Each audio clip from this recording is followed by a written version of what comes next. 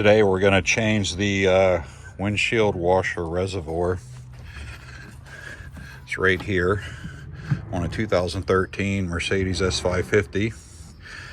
You got these two hoses that are connected to these two inlets and outlets of the reservoir. You want to undo these little clips here. I just take a pair of pliers. I basically put a pair of pliers on them like that, squeeze, and then shimmy it down the tube. And once you get it away from the front portion here, you take a flat screwdriver and you get it up under that tube and try to get it right on the end of the metal part, and just do that a couple times and that hose will come right off. Once you do that, you want to take a pry bar and you very carefully go around this thing and pry on it. It's like a cap that snaps down on it. Just pry all the way around, and then you can pull this out and you get this out of your way. Once you get the hoses off and you pull that out and set it aside, this right here is underneath this is on top of this, and then this slides down on this little stud right here, and it's very close to a, let me see what size it was. It was a 10 millimeter, little 10 millimeter nut holding it on there. Just take the nut off, move this thing out of your way, this metal bracket, just pull up on it, it'll just bend, and then you pull this off. You got these out of your way. Now, because of some connections that are down there on the bottom of this tank, I have no choice but to come over here, jack the car up, get it safely on your jack stands, and take the front wheel off. Once you get the front wheel off, you then need to start taking your underneath fender well thing off, and I'll show you what I'm using to do that. I'm using one of these little tools. These will go up in there, and you put them underneath the heads of these little plastic push pins that are under here, and you just pry until they come out. You may have to get new ones when you're done, or you may be able to save them. Like this one, still not that bad. I think I could reuse that one. And the first one I pulled out looks like this, but I think for the most part I'll be able to reuse them. If I can't, I'll go ahead and get everything back together, swing by the dealer, turn my wheel towards the right, get it out of my way, and then I'll just pop them in there. And then once you get those out, you have 3 screws down here. See, one was here, and another one was there, another one was there, and what I'm using for that is this guy. It's the same socket that takes all of these undercarriage skid plate nuts off. Got a lot of these. If you've ever removed this skid plate, you want to use one of these. I don't know what size this socket is. Let me see.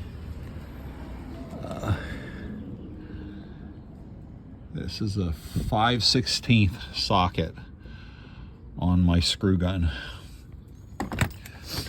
So once you get those off, as you can see, you can pull it out of the way, and you can start to take your fender out. So I'm gonna go and pull this out, and then I'll come back. Right here you have a 10 millimeter nut you got to take out to finish getting this fender well out. So we'll go ahead and get a 10 millimeter socket, and I'll come back. As soon as you get that 10mm nut off of that part right there, it's up in that little cubby hole, you're gonna go pulling this fender well out, and you're gonna see there's another one right there. Get that one, it's a 10mm nut. I'm gonna take that off, see if I can get this fender well out, and I'll come back. Okay, I got the top 10mm nut out. There's gonna be two more. Here and here. Those are the last ones, and you'll be able to take this whole fender out of here.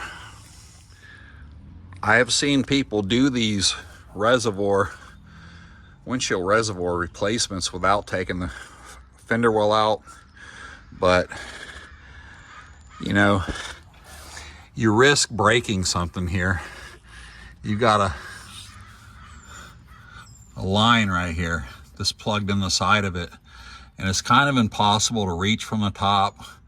I did come across a video where a guy used some long needle nose pliers to reach down in there, but you know what? It's a lot easier to pull these pins out of your fender, and you got 1, 2, 3, 4 10mm nuts. As soon as you get those off, this is what you have to work with.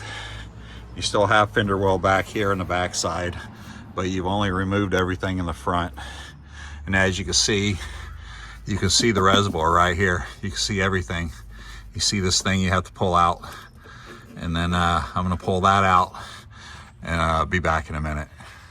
Okay, we got a small problem. Once I got the hose off here, there's just a little push-up, it's like a U, little push-up thing. You have to get this off. As soon as you get this off, the hose comes off. The next thing, I had to unhook this, which was right here. And what just happened was the plastic was brittle and it actually broke off. You can see the broken plastic right there. So I have to probably have to replace this because it's part of it. So I'll have to get the part number and go get a new one. Just pop this hose off and unplug the electrical wire. It should come right off. Okay, so I'm gonna run to the dealer and get another one of these since it broke off. It connects to the bottom of the pump, and get a new one. We'll just slip it back on there. I'm probably gonna pick up another pump because we don't know when this pump's gonna quit. This is the 2013 S550 Mercedes, and that pump has been there quite a while. So we'll pop a new one of those in there. Okay, next thing I had to unplug was this from right here. Let's see if I'm focused. Unplug that from right there. And then you have one more plug up here. It plugs right there. To get all those plugs off, just pull this reservoir right out of there from the top. Okay, since I'm gonna replace the pump, went ahead and pulled it out. And all you do to get the pump out is you just grab what broke right there. You just pull it straight up, and this comes right out. Doesn't look like I'm focused very well. Sorry about that. But it just pulls right out. This sits down in a hole in the bottom of the pump or the reservoir. And there's like a little rubber gasket that goes around it that gives it a seal. So I'm gonna take off the pump, and then we should be ready to go to the dealer when I pull that reservoir out of there. Good thing about this, you can still drive the car. Unless you have another car. I have a Mini Cooper, so I'll go ahead and take that up to the dealer and get everything, and then I'll come back. Okay, I got the reservoir out, and I filled it full of water, and I'm looking for leaks on the tank itself. So what's happened, I've already done it, and there are no leaks from the tank itself.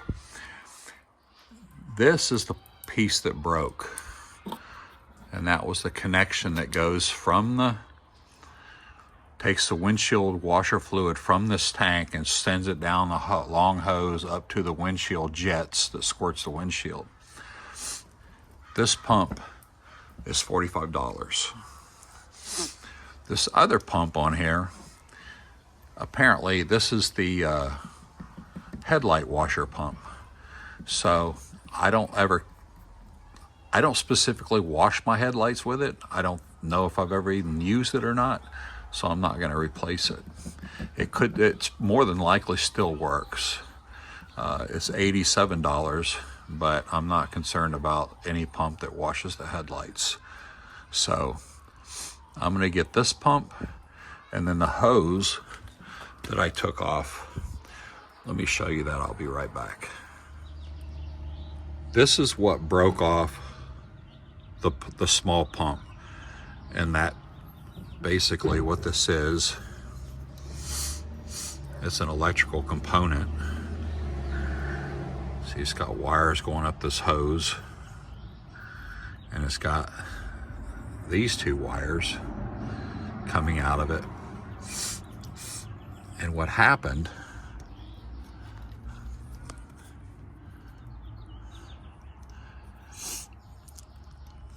this right here, right there, was connected to that pump. So it has a little push fitting on it, and you just push it up on that pump and it snaps.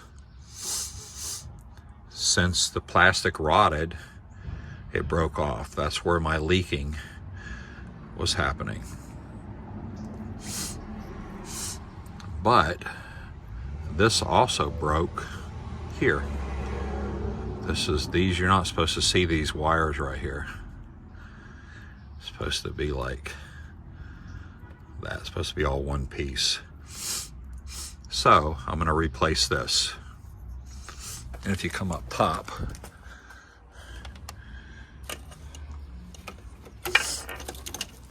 this is it. It just runs up here,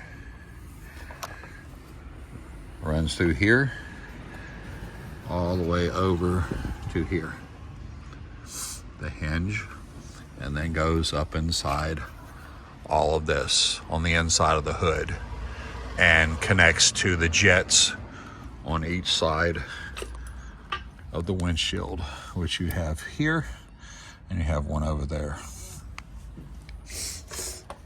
So